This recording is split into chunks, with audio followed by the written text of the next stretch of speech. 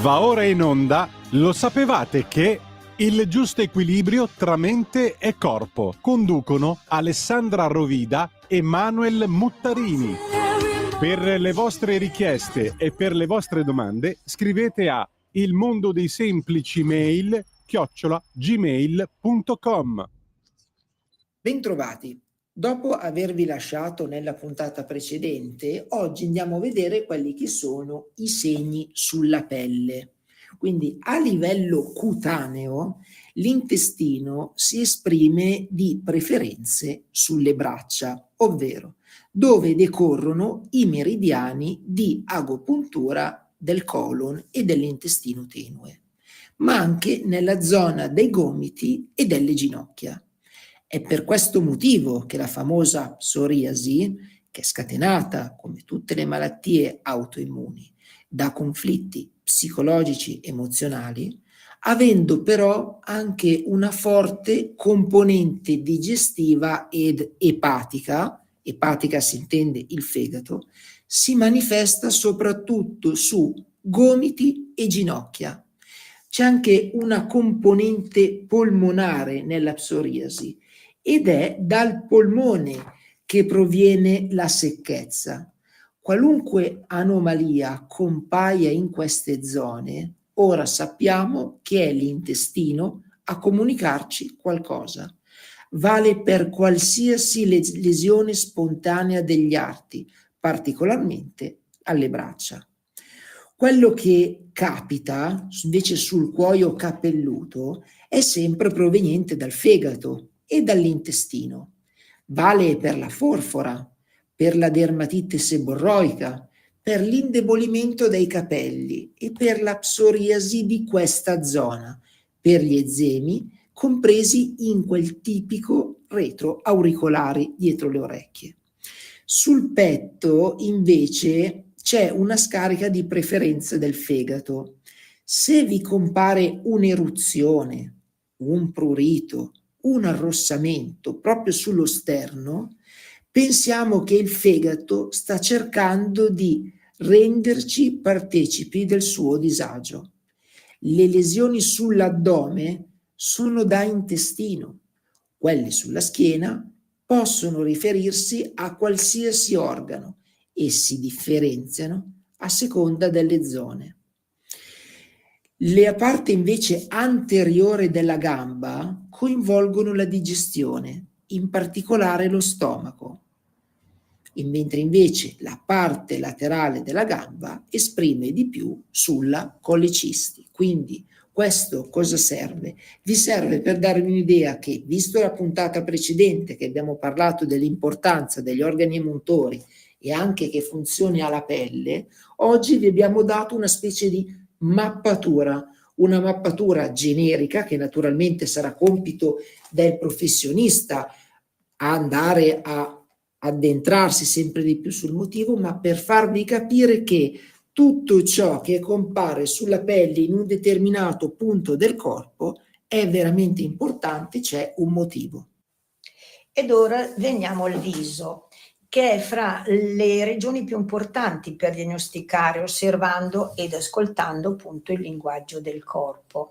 Nella nostra attività noi abbiamo proprio la visiologia, che sono i tratti anche delle rughe, quanto ce n'è, e che rispecchia quello che è la funzionalità interna del nostro organismo. Allora, il fegato si proietta sulla fronte, al centro, poco sopra le sopracciglia, dove gli indiani pongono il terzo occhio. E anche quando si fa a volte yoga, dicono no, di fare una meditazione sul terzo occhio, cioè fra un sopracciglio e l'altro. Una dermatite localizzata lì è sempre segno di fegato. Lo stesso vale anche per i brufoli, per i foruncoli e per qualsiasi altro tipo di eruzione al centro della fronte. Il resto della fronte invece è appannaggio dell'intestino tenue e vale per tutte le lesioni cutanee di questa zona. Guardiamo dove fiorisce soprattutto l'acne. La causa dei foruncoli e dell'acne è sempre digestiva, a volte anche ormonale. Sul viso il colon si proietta soprattutto dove termina il proprio meridiano, ovvero sui solchi nasolabiali a lato delle narici e coinvolge a volte anche il naso. Tutto quello che capita al naso, sulla pelle ma anche al suo interno, è il tratto digerente. È proprio lui che parla, stomaco e intestino, che in realtà sono un unico organo.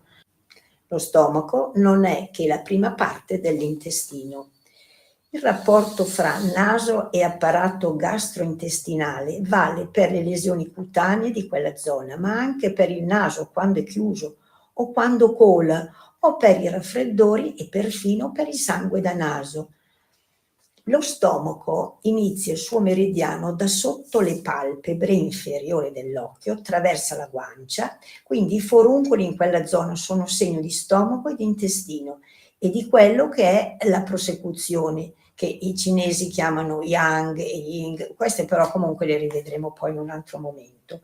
Quindi sul naso e sui solchi nasolabiali si proietta l'intestino. Invece sotto gli occhi e sulla guancia è lo stomaco.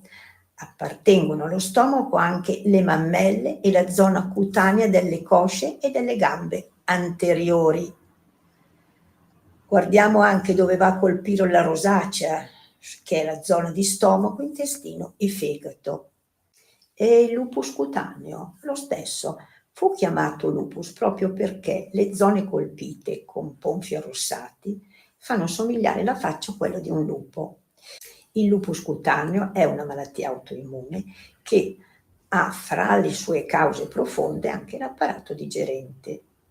Parliamo anche dell'arrossamento al naso, che è segno dell'apparato sempre digerente, e se si dilatano i capillari della superficie nasale è anche il fegato. E se vediamo che il nostro naso è più gonfio, chiediamoci di che cosa abbiamo mangiato. E se invece ad arrossarsi solo la punta del naso, attenzione, il problema può essere il cuore. Il cuore si esprime anche sulla punta della lingua, il resto della quale poi lo vedremo anche fra un po' con l'intestino quando ne parleremo. Quindi, con questo per oggi abbiamo terminato. Mi raccomando, riascoltate questo audio perché è molto importante, una sorta di mappatura che il corpo vi dà per farvi capire dov'è il problema. Naturalmente, qualora ci fosse un problema, mi raccomando, mai farsi un'autodiagnosi, mai farsi un'autoguarigione, ma affidatevi sempre a dei professionisti. Grazie per essere rimasti con noi. L'appuntamento è per la settimana prossima. Per le vostre richieste e per le vostre domande scrivete a ilmondodeisemplicimail@gmail.com. Avete ascoltato? Lo sapevate che?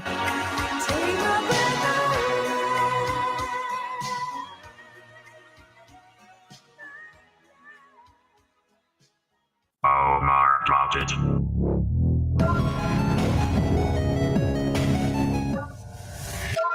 Carissimi amici, bentornati qui su Radio Libertà. Allora, dobbiamo fare un piccolo recap. E sì, perché purtroppo le truffe non smettono mai di arrivare. Come vi avevo detto, ci sono varie truffe in atto. L'ultima volta abbiamo visto quella che riguardava il contactless della carta di credito e oggi invece vorrei porvi alla vostra attenzione le truffe telefoniche. So che alcuni di voi lo sanno e sono stufi, ma credetemi, stanno colpendo molto gli anziani.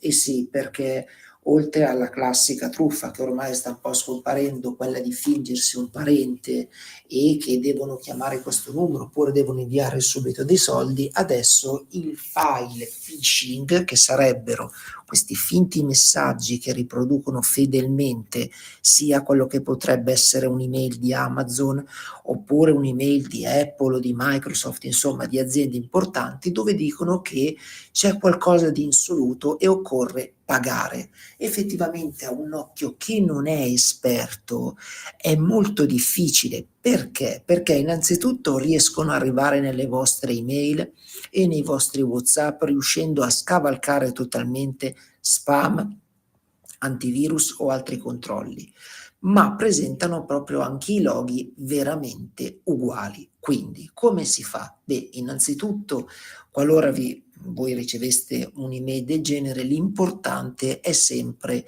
verificare prima la vostra carta di credito. Se non avete acquistato nulla e avete già pagato i vostri abbonamenti, buttatela subito nel cestino.